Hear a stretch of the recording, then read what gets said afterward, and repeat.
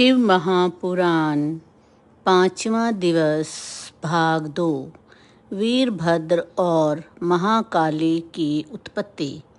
आकाशवाणी सुनकर सभी देवता और मुनि आश्चर्य करने लगे, परंतु शिवजी की माया से किसी के मुख से एक भी शब्द ना निकला। इधर भृगु द्वारा उत्पन्न असुरों ने जब मार काट प्रारंभ कर दी तो शिवजी के गण भगवान की शरण में जाकर उन्हें माता सती के शरीर को त्यागना और युद्ध का सब वृतांत कहा। यह समाचार सुनकर शिवजी के क्रोध की कोई सीमा ना रही। उन्होंने अपनी एक जटा उखाड़कर उसे पर्वत पर दे मारा, इससे उसके 2 टुकड़े हो गए। इससे प्रलय काल की ज्वाला के समान भयंकर आवाज के साथ वीरभद्र और महाकाली प्रकट हुई। वीरभद्र ने हाथ जोड़कर शिवजी को प्रणाम किया और उनसे पूछा कि मेरे लिए क्या आज्ञा है। यदि आपकी आज्ञा हो तो मैं क्षण भर में ही समुद्रों को सोख लूं, पर्वतों को भस्म कर डालूं, ब्रह्मांड को भस्म कर दूं या देवताओं और मनीश्वरों को भस्म कर दूं। तब भगवान शंकर ने वीरभद्र को आशीर्वाद देकर कहा, ब्रह्मा का पुत्र दक्ष एक यज्ञ कर रहा है जो बहुत ही अहंकारी है और मेरा विशेष रूप से विरोधी है। तुम्हें उसके यज्ञ को विध्वंस करना है। उस यज्ञ में शामिल देवता, गंधर्व, यक्ष आदि कोई बचने ना पाए। विषवदेवा आदि तुम्हारी स्तुति करेंगे, परंतु तुम उन्हें भी मारकर मेरे पास ले आना। दक्ष को तो पत्नी सहित तिलांजलि देकर आना। वीरभद्र शिवजी को प्रणाम करके दक्ष के यज्ञ को विध्वंस करने चल दिया। शिवजी ने वीरभद्र के साथ अनेक गणों को भेजा। वीरभद्र शिवजी के समान रूप धारण कर रथ पर आरूढ़ होकर चल पड़ा। वह 100 हाथ लंबा था। उसमें 10,000 सिंह जुटे हुए थे। इसके साथ ही काली, कात्यायनी, ईशानी, चामुंडा, मुंडमर्दनी, भद्रकाली, भद्रबली और वैष्णवी, इन सब दुर्गाओं ने भी दक्ष को मारने के लिए अपने गणों के साथ प्रस्थान किया। वीरभद्र और महाकाली के गणों की गिनती करना असंभव है। 64,000 करोड़ तो शिवजी के गण थे। उस समय शंख, भेरी, जटाहर आदि के नाना शब्द करके बाजे बजने लगे।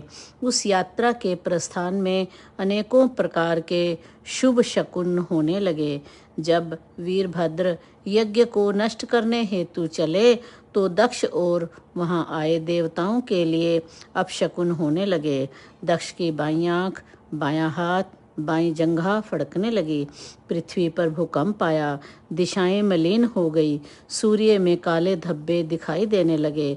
बिजली और अग्नि के समान नक्षत्र गिरने लगे। हजारों की संख्या में गीद दक्ष के सिर पर मंडराने लगे। यज्ञ का मंडप गीदों की छाया से ढक गया। गीदड़ भयंकर आवाज करने लगे। सब दिशाओं में अंधकार फैल गया। विष्णु आदि देवता भी भय से कांपने लगे।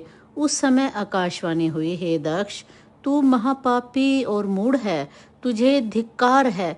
अब तुझे महान दुख उठाने पड़ेंगे। तेरे कारण यहाँ उपस्थित इन देवताओं को भी महान कष्ट उठाने पड़ेंगे। इस तरह अपशकुनों से तथा आकाशवाणी के द्वारा भयभीत होकर दक्ष विष्णु जी के पास जाकर उनकी स्तुति करने लगा। बोलो शंकर भगवान की जय। दक्ष को शिवोपदेश। दक्ष विष्णु जी से बोला, मुझे बड़ा डर लग रहा है। हे प्रभु, आप यज्ञ स्वरूप हैं, आप जैसे भी हो इस यज्ञ की रक्षा कीजिए। विष्णु जी ने उन्हें समझाया कि हे दक्ष, तुमने शिवजी से वैर क्यों मोल लिया? यह उसी का फल है। पूज्य जनों का अपमान करने से पग पग पर आपत्तियां आती हैं। अब भी समय है, तुम प्रसन्नता पूर्वक शिवजी की पूजा करो।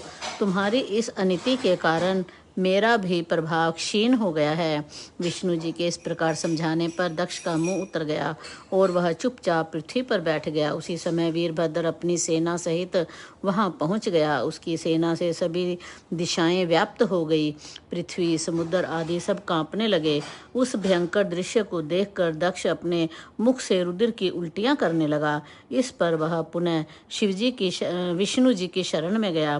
परंतु वीरभद्र को देखकर श्री हरि ने दक्ष से कहा, यह शंकर का गण है। इसकी विशेषता है कि यह शिवजी के शत्रु को अवश्य ही नाश कर डालता है। इसे कोई भी नहीं रोक सकता। यह निसंदेह तुम्हारे साथ मेरा भी नाश कर देगा। शिवजी की आज्ञा के बिना मैं जो तुम्हारे यज्ञ में पधारा हूँ, इस कारण मुझे भी डर लगने लगा है। उसे रोकने की शक्ति मेरे अंदर नहीं है। मेरे सुदर्शन चक्र का इस पर कोई प्रभाव नहीं पड़ेगा। यदि हम यहाँ से भागें भी तो वीरभद्र अपने आकर्षण से हमें खींच लेगा। इसके शास्त्रों की गति आकाश, पाताल, पृथ्वी सब जगह एक सी है। विष्णु जी अभी यह कह ही रहे थे कि वीरभद्र अपनी सेना सहित यज्ञ मंडप में प्रवेश कर गया। वीरभद्र के आने पर इंद्र ने विष्णु आदि का परिहास कर इससे युद्ध प्रारंभ कर दिया। इंद्र का शिवगणों के साथ घोर संग्राम हुआ। भृगु जी ने दक्ष के संतोष के लिए शिवगणों का उच्चाटन कर दिया। इससे भूत, पिशाच, प्रेत आदि पराजित होकर भागने लगे। ऐसा देखकर महाप्रकर्मी वीरभद्र ने उससे युद्ध किया और देवताओं आदि को अपने त्रिशूल से घायल कर दिया। देवों की भयंकर पराजय हुई। वीरभद्र ने इंद्र आदि देवों से कहा, हे इंद्र, हे अग्नि, सूर्य, चंद्रमा, कुबेर आदि देवों, तुम इस यज्ञ में क्यों आए हो? तुम्हें इसका परिणाम भुगतना पड़ेगा। इसके पश्चात इंद्र व वीरभद्र में भयंकर युद्ध होने लगा। वीरभद्र ने भगवान शंकर का नाम लेकर विष्णु के वक्षस्थल में त्रिशूल से प्रहार किया। इससे विष्णु मूर्छित होकर पृथ्वी पर गिर पड़े। फिर उठकर अपने चक्र से वीरभद्र पर प्रहार किया, परंतु वीरभद्र ने अपने अद्भुत तेज से चक्र को प्रभावहीन कर दिया। वह विष्णु के हाथों में ही रुक गया। विष्णु का भी स्तंभन हो गया। इस पर यज्ञिकों ने मंत्रों द्वारा विष्णु का स्तंभन दूर किया। विष्णु ने अब की बार अपना शार्ंग धनुष उठाया। उससे भी वीरभद्र ने 3 टुकड़े कर दिए। इस पर विष्णु अंतर्ध्यान हो गए और अपने लोक को चले गए। उनके चले जाने पर वीरभद्र ने यज्ञ भगवान को पकड़ा और उनका सिर धड़ से अलग कर दिया। प्रजापति, धर्म, कश्यप, अरिष्टनेमि आदि मुनियों को पकड़कर वीरभद्र ने उनको लातों से मारा। सरस्वती जी की उसने अपने नाखूनों से नाक काट डाले तथा अन्य सभी देवताओं को पटक पटक कर मार डाला। मणिभद्र नामक प्रतापी गणों ने भृगु की छाती पर पैर रखकर उसकी दाढ़ी उखाड़ ली। पूषा के दांत चंड नामक गण ने उखाड़ लिए, क्योंकि वे हंस पड़े थे। यज्ञ में मलमूत्र की वर्षा करके उसे भ्रष्ट कर दिया। दक्ष डरकर यज्ञ की वेदी के अंदर घुस गया। उसे पकड़कर वीरभद्र ने उसका सिर हाथ से पकड़कर मरोड़ डाला और सिर को उखाड़कर यज्ञ के कुंड में डाल दिया। यह सब कार्य करके वीरभद्र कैलाश पर पहुंचा और शिवजी को प्रणाम किया। शिवजी ने प्रसन्न होकर उसे अपने गणों का नायक बना दिया। बोलो शंकर भगवान की जय। ब्रह्मा जी का उद्यम। वीरभद्र के द्वारा दक्ष के यज्ञ का विध्वंस हो जाने पर देवताओं ने दुखित होकर ब्रह्मा जी को समाचार कहा। ब्रह्मा जी ने कहा, देवताओं का दुख कैसे दूर करूं कि दक्ष भी जीवित हो जाए और इसका यज्ञ भी संपन्न हो जाए। इसके बाद ब्रह्मा जी विष्णु लोक में जाकर विष्णु जी की स्तुति करने लगे। विष्णु जी ने ब्रह्मा जी से कहा कि दक्ष ने अपराध किया है, क्योंकि उसने यज्ञ में शिवजी का भाग नहीं निकाला। हम सब देवता भी शिवजी के अपराधी हैं, क्योंकि हमने भी बिना शिवजी के उनसे भाग लिया। अतः विष्णु जी बोले, आप सब लोग शिवजी की शरण में जाओ, नहीं तो प्रलय हो जाएगी। फिर हम सब विष्णु भगवान को साथ लेकर कैलाश पर गए और वहाँ एक विशाल वट वृक्ष के नीचे शिवजी को बैठे देखकर उन्हें नमस्कार किया और उनकी स्तुति करने लगे। हे दया सिंधु, हे परमेश्वर, आपकी कृपा के बिना हम नष्ट भ्रष्ट हो गए हैं। हे भगवान शंकर जी, हमारी रक्षा कीजिए, हमारी विपत्तियों से रक्षा कीजिए। हे स्वामी, प्रसन्न होकर दक्ष के यज्ञ को पूर्ण करने की कृपा कीजिए। हम सब लोग इस यज्ञ में आपका भाग अवश्य निकालेंगे। हे स्वामी, इस यज्ञ को हम फिर से करना चाहते हैं। इस प्रकार बार बार विनती करके ब्रह्मा और विष्णु शिवजी के चरणों में गिर पड़े। देवताओं की स्तुति से शिवजी प्रसन्न हो गए। उन्होंने कहा, हे देवताओं, मैं तुम्हें क्षमा करता हूँ। जहाँ तक दक्ष के यज्ञ का प्रश्न है, उसे मैंने विध्वंस नहीं किया, अपितु उसके कर्म से ऐसा संभव हुआ है। जो दूसरों का बुरा सोचता है, उसका स्वयं बुरा हो जाता है। दक्ष ही यज्ञ का सिर है। अब उसका सिर बकरे जैसा होगा। भृगु सूर्य के नेत्रों से यज्ञ का निरीक्षण करेंगे। पूषा के टूटे दांत जुड़ जाएंगे। भृगु की दाढ़ी बकरे की तरह होगी। मेरे गणों के द्वारा मारे गए सभी देवताओं के साथ शिवजी उस स्थान पर गए जहाँ दक्ष का निर्जीव शरीर पड़ा था। दक्ष के शरीर में बकरे का सिर लगाकर उसे जीवित कर दिया। दक्ष ने उठकर प्रसन्न चित्त से भगवान शंकर का अभिनंदन और स्तुति की।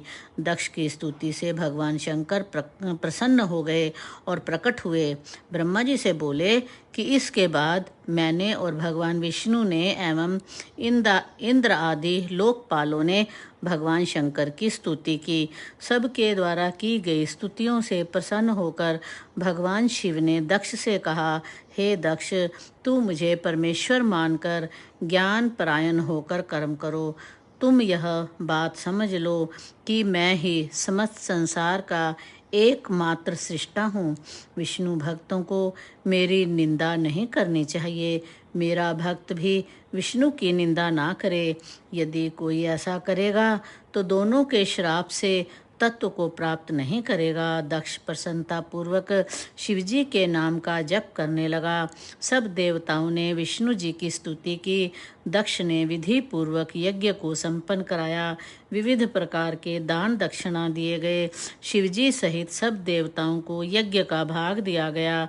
यज्ञ की समाप्ति पर सब देवता शंकर भगवान का गुणगान करते हुए अपने अपने स्थानों को पधार गए। शिवजी भी अपने अपने गणों के साथ कैलाश पर्वत पर चले गए। बोलो शंकर भगवान की जय। आज 5वें अध्याय की कथा का यहीं पर समापन होता है। ओम नमः शिवाय।